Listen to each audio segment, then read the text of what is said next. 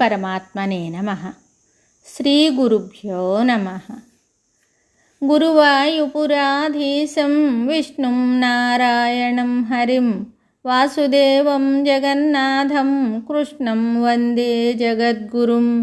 నారాయణ భట్టతిరి కృతం శ్రీమన్నారాయణీయము 3వ దశకము. భక్తి స్వరూప వర్ణనము. భక్తికై ప్రార్థన. మొదటి శ్లోకము. పఠంతో నామాని ప్రమదభర సింధౌ నిపతితాః స్మరంతో రూపం తే వరద కథయంతో గుణకథాః చరంతో ఏ భక్తాస్త్వయి ఖలు రమంతే పరమమూన్ అహం ధన్యాన్ మన్యే సమధిగత సర్వాభిలషితాన్. ఈ శ్లోకమునకు భావము: భక్తుల కోరికలను తీర్చు కన్నయ్య. నీ భక్తులు నీ దివ్యనామములను పఠించుచు నీ పరమసుందర రూపమును స్మరించుచున్నారు.